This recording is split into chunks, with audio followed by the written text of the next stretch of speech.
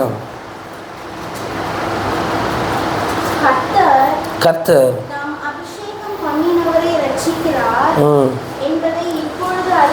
என்பதை இப்பொழுது அறிந்திருக்கிறேன். காண்பித்து தம்முடைய பரிசுத்த வானத்திலிருந்து ஆண்டவர் தம்முடைய ஜெபத்தை, நம்மளுடைய ஜெபத்தை ஆண்டவர் கேட்பார். இந்த மாதத்திலே ஆண்டவர் நமக்கு கொடுக்கிற ஒரு வாக்குறுதியும், ஆண்டவர் நமக்கு கொடுக்கிற ஒரு நிலையான வார்த்தையும், பரிசுத்த வானத்திலிருந்து அவருடைய ஜெபத்தை கேட்பார். நம் ஆண்டவர் இந்த மாதத்திலே மாத்திரமல்ல, எப்பொழுதும் ஆண்டவர் ஜெபத்தை கேட்பார். ஆனால் விசேஷித்த விதமாய் இந்த 7வது மாதத்துக்குள்ளே நாம் பிரவேசிக்கிறோம். ஜெபத்தை கேட்பார், ஆண்டவர் ஜெபத்தை கேட்பார். ஆமென். வசனத்திலே தாவீது சங்கீதக்காரன் சொல்லுகிறான், கர்த்தர் தாம் அபிஷேகம் பண்ணினவரை ரட்சிக்கிறார் என்பதை இப்பொழுது அறிந்திருக்கிறேன். ஆமென். அபிஷேகம் பண்ணப்பட்ட நம்மளையும், அபிஷேகம் பண்ணப்பட்ட நம்மளுடைய சபையையும் ஆண்டவர் நம்மளை ரட்சிக்கிறவராய் இருக்கிறார் என்பதை தாவீது அறிந்திருக்கிறது போல நாமும் அறிந்திருக்க வேண்டும். ஆண்டவரே, அபிஷேகம் பண்ணப்பட்டவனை நீர் ரட்சிக்கிறீர். ஆமென். அபிஷேகம் பண்ணப்பட்டவர்களை நீர் ரட்சிக்கிறீர். ஆண்டவரே, இந்த காலை வேளையில் எங்களையும் ஆண்டவர் ரட்சிக்கிறதற்காக ஸ்தோத்திரம். நம்மளை ரட்சிப்பதற்கு நம்ம எம்மாத்திரம். ஆமென். நம்மளை நினைத்து பார்ப்பதற்கு நாம் எம்மாத்திரம். ஆனால் கர்த்தர் தம் அபிஷேகம் பண்ணப்பட்டவனை ஒருபோதும் விட போகிறதில்லை. கர்த்தர் தம் அபிஷேகம் பண்ணப்பட்டவனை ஒருபோதும் ஒதுக்கி வைக்க போகிறதில்லை. அவனை ஆண்டவர் ரட்சிக்கிறார் என்பதை முழு மனதோடு அறிந்திருக்கிற அந்த இருதயத்தை கர்த்தர் இந்த காலை வேளையிலும் இந்த மாதத்தில் நமக்கு தருகிறார். தமது வலது கரம் செய்யும் ரட்சிப்பின் வல்லமையை காண்பித்து ஆண்டவர் ஜெபத்தை எப்படி கேட்கிறார் என்பதை பாருங்கள். ஆமென். தமது வலது கரம் செய்யும் ரட்சிப்பின் வல்லமையை ஆண்டவர் காண்பித்து, வல்லமையை ஆண்டவர் காண்பித்து, ஆமென், அந்த வல்லமையின் நிமித்தமாய், ஆமென், பரிசுத்த வானத்திலிருந்து, ஆமென், தம்முடைய பரிசுத்த வானத்திலிருந்து அவருடைய ஜெபத்தை ஆண்டவர் கேட்பார். ஆமென். இந்த காலை வேளையில் ஆண்டவரே, இந்த ஜெபத்தை எல்லாம் நீர் கேட்க போகிறீர். எல்லாம் என்னென்ன ஏறெடுக்கிறோமோ இந்த ஸ்தலத்தில் எல்லா ஜெபத்தை ஆண்டவர் கேட்பார். அந்த பரிசுத்த வானத்திலிருந்து கேட்பார். இப்படி ஜெபத்தை கேட்கிற ஒரு ஆண்டவர் இந்த மாதத்திலே நமக்கு ஆசீர்வாதமாக இருப்பார். ஆமென். பண்ணுகிற எல்லா ஜெபத்தை ஆண்டவர் கேட்பார். முடிந்தவரை ஜெபிக்கிறவர்களாக இருக்க, முடிந்தவரை, ஆமென், ஆண்டவரை எந்த விதத்திலேயாவது நான் ஜெபிக்கிறவர்களாக இருக்க கர்த்தர் உதவி செய்வார். அபிஷேகம் பண்ணப்பட்டனுடைய ஜெபம் ஒரு நாளும் வீணாய் போகாது. அவர் தம்முடைய வல்லமையை காண்பிப்பார் இந்த சபைக்கு. அவர் தம்முடைய வல்லமையை காண்பிப்பார் நம்ம மத்தியிலே. அதை காண்பித்து ஆண்டவர் ஜெபத்தை கேட்பார். தானியேலின் புஸ்தகத்தை திருப்பி தியானிக்கும் பொழுது 6வது அதிகாரம் தீர்க்க தரிசன புஸ்தகத்தில் 10வது தானியேல் தீர்க்க தரிசன புஸ்தகம் 6:10 சொல்லப்பட்டிருக்கிறது. ஆமென். எவ்வளவோ தடைகள் வந்த பொழுதும், கையெழுத்து போடப்பட்ட பொழுதும் தானியேல் ஒருபோதும் ஜெபத்தை விடவில்லை. தானியேல் ஒருபோதும் ஜெபத்தை விடவில்லை. அஃபிஷியலாய் கவர்மெண்ட் படி அவருக்கு கட்டளை பிறக்கப்பட்டது. ஆனாலும் இதை அவர் காரணமாய் வைக்கவில்லை. ஆமென். ஜெபத்தை கேட்கிறார் என்றால், ஜெபத்தை கேட்பார் என்றால், ஜெபத்தை கேட்டதற்கு பதில் கொடுக்கிற தேவன் நமக்கு இருப்பார் என்றால், ஜெபத்தை கேட்கிறவரிடத்தில் நாம் ஜெபிக்க வேண்டும். இது ஒருபோதும் ஜெபிக்கிறவர்களுக்கு தடையாக இருக்கக்கூடாது. ஆமென். இப்படி எனக்கு ஒரு சூழ்நிலை இருக்கிறது, அதனால் நான் ஜெபிக்கவில்லை என்று தானியேல் ஒருபோதும் சொல்லவில்லை. எப்படிப்பட்ட சூழ்நிலையாக இருந்தாலும், எப்படிப்பட்ட தடைகளாக இருந்தாலும், தன் ஜெபத்தை கேட்கிறவரிடத்தில் அவன் ஜெபிப்பதற்கு தைரியமாகவும் விசுவாசத்துடனும் அவன் தன்னை முழு மனதோடு, அவன் முழு பலத்தோடு ஒப்பு கொடுத்து இருந்ததை பார்க்க முடிகிறது. நம் ஆண்டவர் ஜெபத்தை கேட்கிறவர். நம் ஆண்டவர் ஜெபத்தை கேட்கிறவர். ஜெபத்தை கேட்கிறவர் இருக்கிறதுனால் இந்த ஸ்தலத்தில் ஒருபோதும் ஜெபத்தை விடக்கூடாது. ஒருபோதும் ஜெபத்தை விடாதபடி 3 வேளையும் தானியேல் ஜெபித்தது போல ஆண்டவரே, இந்த சபையிலே நாங்கள் எப்பொழுதும் ஜெபிப்பதற்கு ஆண்டவர் கிருபை தருவீராக. ஆமென். நாம் சொல்லலாம், அநேக சூழ்நிலை இருக்கிறது, கரண்ட் இல்லை, அதனால் ஜெபிக்க முடியல ஏசப்பா. ஆமென் உஷ்ணமாக இருக்குது, அதனால் வந்து ஜெபிக்க முடியல, சில மழை காலமாக இருக்குது, அதனால் வந்து ஜெபிக்க முடியல, நீங்கள் எங்களுக்கு கரண்ட் தந்தால் நான் வந்து ஜெபிக்கிறேன், எங்களுக்கு இப்படிப்பட்ட சூழ்நிலையை சபையில் மாற்றி கொடுத்தா நாங்கள் வந்து ஜெபிக்கிறோம், ஆமென் வெயிலாக இருக்குது அதனால் வர முடியலன்னு சொல்லி நம்ம எவ்வளோ சூழ்நிலைகளை, நியாயமான சூழ்நிலைகளை சொல்ல முடியும். தானியேலாலும் சொல்ல முடியும், நியாயமான சூழ்நிலை தான். அரசாங்கமே சட்டம் பிறப்பிக்கப்பட்டது, நான் என்ன செய்கிறேன், என் படுக்கறையில் தூங்குறது போல் நான் ஜெபிச்சுக்கிறேன்ப்பா, அப்படியே தூங்குற மாதிரியே நான் ஜெபிச்சுக்கிறேன், இருதயத்துக்குள்ளே ஜெபிச்சுக்கிறேன். தானியேல் எப்படியோ ஜெபிக்கிறவன் ஜெபிக்க முடியும். ஆனால் தானியேல் அறிந்திருந்த ஒன்று என்ன தெரியுமா? கர்த்தர் தாம் அபிஷேகம் பண்ணவனை ரட்சிக்கிறார், தமது வலது கரம் செய்யும் வல்லமையை ஆண்டவர் காண்பிப்பார் என்பதை ஆமென் தானியேல் அறிந்திருந்தார். அதனால் எந்த சூழ்நிலை, எந்த தடையாக இருந்தாலும் ஆண்டவரே நாங்கள் வந்து ஜெபிக்கிறோம், நாங்கள் வந்து ஜெபத்தை விடாதபடி ஜெபத்தை கேட்பீர் என்கிற விசுவாசத்தோடு அவன் 3 வேளையும் ஜெபிக்கிறதை பார்க்க முடிந்தது. 20வது வசனத்தை பார்த்தோம் என்றால் தானியேல் தீர்க்கதரிசன புஸ்தகத்தில் ஆமென் தப்புவிக்க வல்லவராய் இருக்கிறார். ஒரு ஜெபத்தை கேட்கிற ஆண்டவர் ஜெபத்தை கேட்டு தப்புவிப்பார் என்பதை மற்றவர்கள் அறிவார்கள். ஆமென் தானியேல் அறிந்ததை விட அந்த முழு கவர்மெண்ட்டை கையில் வைத்திருக்கிற கவர்மெண்ட்டுக்கு தெரிந்திருக்கிறது, ஆமென் இவன் ஜெபிக்கிறான், இவன் ஜெபத்தை ஆண்டவர் கேட்பார். அதனால தான் அந்த ராஜா வந்து சொல்லுகிறான், உன் தேவன் தப்புவிக்க வல்லவராய் இருக்கிறவர் உன்னை தப்புவித்தாரா என்று சொல்லி, தப்புவிக்க வல்லவராய் இருந்தாரா என்று சொல்லி. நாம் ஜெபிக்கிற ஜெபம், நம் ஜெபத்தை கேட்கிற ஆண்டவர் நம்மளை தப்புவிக்கிறவதை மற்றவர்களும் அறிவார்கள். ஆமென் நம்ம ப்ரேயர் பண்ணுகிறவர்கள், உங்கள் ஆண்டவர் ஜெபத்தை கேட்பார், எனக்காக ஜெபித்து கொள்ளுங்கள், உங்கள் ஆண்டவர் ஜெபத்தை கேட்பார், நீங்கள் தான் ஜெபிக்கிறீங்களே போய் எங்களுக்காக ஜெபித்துக்கோங்கள், மற்றவர்கள் அறிவார்கள். ஒரு அரசாங்க கவர்மெண்ட் ஆமென் இந்த ராஜா அறிந்திருக்கிறது போல இந்த தேசத்திலையும் தெரியும், நாம் ஜெபித்தால் பெரிய அசைவு உண்டாகும் என்று சொல்லி அவர்களுக்கு அதிகமாய் தெரியும். நாம் தான் சில வேளையில் அது பண்ணுகிறதில்லை, ஆனால் நாம் ஜெபிக்கிறதை மற்றவர்கள் அறிந்திருப்பார்கள். இவர்களை கர்த்தர் தப்புவிப்பார் என்று, இவர்களை ஆண்டவர் தப்புவிப்பார் என்று. நமக்கு இருக்கிற அந்த விசுவாசத்தை காட்டிலும் மற்றவர்களுக்கு தெரியும். உங்களுக்கு என்ன கவலை, ஆமென் நீங்கள் என்ன செய்து விடுவீர்கள், தப்புவித்து விடுவீர்கள், உங்கள் ஆண்டவர் தப்புவித்து விடுவார் என்று சொல்லி. ஆமென் ஒரு நாட்களுக்கு முன்பாக என் மனைவி பிரசவத்தில் இருக்கும்போது மருத்துவமனையில் சேர்க்கப்பட்டிருந்த பொழுது என்னோடு கூட பள்ளிக்கூடத்தில் ஸ்கூலில் படித்த ஒரு நண்பரை சந்தித்தேன். அவருடைய மனைவியும் அதே இடத்துல சேர்க்கப்பட்டிருந்தாங்க. 2 பேரும் அது ரொம்ப நாள் கழித்து பார்த்தனால பேசினேன். நான் இந்த மாதிரி ஊழியத்தில் இருக்கிறேன்னு எல்லாம் சொல்லும் பொழுது அந்த நபர் சொன்னார், நான் வேலைக்கு போகிறேன், நான் இப்போது வந்து இன்சூரன்ஸில் தான் நான் வந்து என்ன செய்கிறேன், இந்த பணத்தை கட்டி நான் இதை கொண்டு வைக்கிறேன். அவர் சொல்லுகிற வார்த்தை, ஆனால் உனக்கு அப்படி இல்லை, நீ ஊழியம் செய்கிற, நீ ஜெபம் பண்ணால் போதும், உன்னை ஆண்டவர் அந்த பணத்தை கொண்டு வந்து கொடுத்துருவார். எங்களுக்கு அப்படி இல்லை, இன்சூரன்ஸு போகணும், வேலைக்கு போகணும், மறுபடியும் அந்த கடனை போய் அடைக்கணும், லோன் வாங்கணும், இப்படி தான் எங்களுடைய வாழ்க்கை. அவனுக்கு அந்த விசுவாசம் இருக்கிறது, அவனுக்கு தெரிகிறது உன் தேவன் உன்னை தப்புவிப்பார் என்று. மற்றவர்களுக்கு தெரியும் நம் தேவன் நம்மளை தப்புவிப்பார் என்று. ஜெபத்தை கேட்கிற ஆண்டவர் ஆமீன் இந்த மாதத்தில் மாத்திரமல்ல எப்பொழுதும் எப்பொழுதும் மற்றவர்கள் அறியத்தக்கதாய் கர்த்தர் நம்மளை வைத்திருப்பார். இவர்கள் ஜெபித்தால் நடக்கும் என்பதை இந்த காலை வேளையில் ஆண்டவரே இந்த ஜெபத்தை நான் பண்ணுகிறப்பா, எத்தனை சூழ்நிலை தடைகள் வந்தாலும் ஜெபத்தை கேட்பார். தாம் அபிஷேகம் பண்ணினவனை ஆண்டவர் ரட்சிப்பார் என்பதை அறிந்திருக்கிறோம்.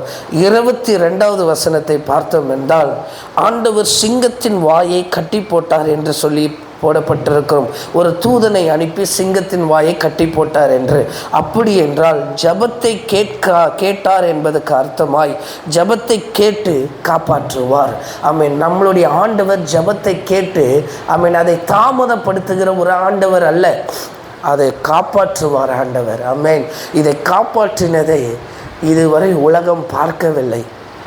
இதுவரை இப்படிப்பட்ட ஒரு சம்பவத்தை அந்த கவர்மெண்ட்டும் பார்க்கவில்லை, அந்த தேசமும் பார்க்கவில்லை. ஆனால் கர்த்தர் நம்மளை காப்பாற்றுவார். ஜெபத்தை கேட்கிற ஆண்டவர் இருக்கிறார். தாம் அபிஷேகம் பண்ணினவனை சிங்க கெபியிலே ரட்சிப்பதற்கு ரொம்ப ஆண்டவர் வைராக்கியமாக இருக்கிறார். தமது வலது கரம் செய்யும் ரட்சிப்பை காண்பிப்பதற்கு தூதனை கர்த்தர் அனுப்புகிறார். காரணம் ஒன்றே ஒன்று, எந்த சூழ்நிலை வந்தாலும் தானியேல் ஜெபித்தார். ஆமென். ஜெபத்தை கேட்கிறவர் இருக்கிறார் என்று சொல்லி அவர் 3 வேளையும் ஜெபித்தார். நாம் இந்த ஜெபத்தை விடாதபடி எந்த சூழ்நிலையாக இருக்கட்டும், ஆண்டவரிடத்தில் வீட்டில் கொஞ்ச நேரமாவது நம்ம அந்த ஜெபத்தை ஆண்டவருக்கு தெரியப்படுத்தணும் என்றால் ஆண்டவர் ஜெபத்தை கேட்பார். அவர் காப்பாற்றுவது சாதாரணமாய் காப்பாற்ற மாட்டார். தமது வலது கரத்தினால் செய்யும் ரட்சிப்பின் வல்லமையை காண்பித்து, ஆமென்.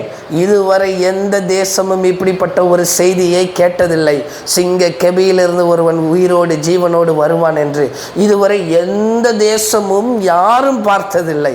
அவருடைய ரட்சிப்பை பார்த்தோம் அல்லவா? இன்னி வரைக்கும் இந்த தானியேலின் புஸ்தகத்தை எவ்வளோ உலகம் முழுவதும் எத்தனை லட்ச பிரசங்கங்களோ நாம் கேட்டுக்கொண்டு இருக்கிறோம். ஆமேன். அப்படிப்பட்ட காப்பாற்றுதலை கர்த்தர் காப்பாற்றுவார். ஏதோ கயிறை கொடுத்து தப்பிக்க செய்கிறவர் அல்ல. ஏதோ ராஜாவுடைய மனதை மாற்றி தானியேலை உள்ளே அனுப்புகிறதல்ல. சிங்க கெபிக்குள்ளே அனுமதிக்கப்பட்டாலும் தாம் அபிஷேகம் பண்ணுகிறவனை ரட்சிக்கிறார், ஜெபத்தை கேட்பார் என்பதை ஆண்டவர் அந்த ராஜாக்கு மாத்திரமல்ல, இன்னி வரைக்கும் அடுத்த சந்ததிக்கும் நமக்கு வருகிற வரைக்கும் கர்த்தர் அதை காண்பித்திருக்கிறார். ஆமென். இன்றைக்கு நம்ம இதை பிரசங்கிக்கிறோன்னா, இதை நம்ம கேட்கிறோன்னா, நாளைக்கு ஒரு சந்ததி வந்து இதையே பிரசங்கிக்கும். ஆமேன். எப்படி காப்பாற்றி இருக்கிறார். ஆமேன். ஜெபத்தை கேட்கிறவர், தம் அபிஷேகம் பண்ணினவனை ஒருபோதும் ஆண்டவர் விட மாட்டார். தம் அபிஷேகம் பண்ணி ரட்சித்திருக்கிறவரை ஒருபோதும் கர்த்தர் விட மாட்டார். ஜெபத்தை எல்லாம் ஆண்டவர் கேட்பார். 23வது வசனத்தில் சொல்லப்பட்டிருக்கிறது, ஒரு சேதமும் காணப்படாதபடி அவனை தூக்கிவிட்டார் என்று சொல்லியிருக்கும். ஆமேன். ராஜா அவனை சிங்கக்கபியிலிருந்து தூக்கி விடுகிறான்.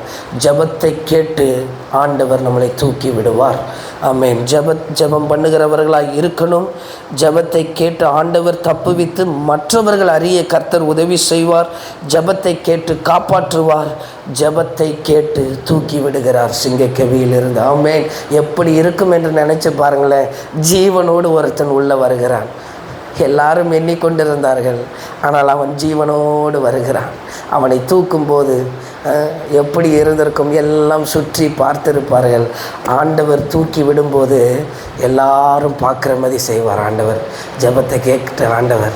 இது வரைக்கும் நம்ம குழியில் இருந்திருப்போம், இது வரைக்கும் அப்படியே ஒடுக்கப்பட்ட ஒரு இடத்துல இருந்திருப்போம், இது வரைக்கும் நம்ம இப்படிப்பட்ட ஒரு உஷ்ணமான இடத்துல ஏதோ ஒரு இடத்துல ஆராதித்து கொண்டு இருப்போம். ஆனால் கர்த்தர் தூக்குறதற்கென்று ஒரு நேரம் இருக்கிறது. ஆண்டவர் அப்போ அதை தானியேலை தூக்குனது போல் நம்மளை தூக்கும்போது உள்ளே இருக்கிற வரைக்கும் இருளும் சிங்கமும், ஆனால் வெளியே வரும் பொழுது அப்படியே சுற்றி பார்த்தால் எல்லாரும் சுற்றி நிற்கிறார்கள். அவனை குழியில் தள்ளினவர்களும் சுற்றி நிற்கிறார்கள். இன்றைக்கு மேலே வருகிறவன் சாதாரண மனுஷனாய் கர்த்தர் அவனை தூக்கிவிடவில்லை.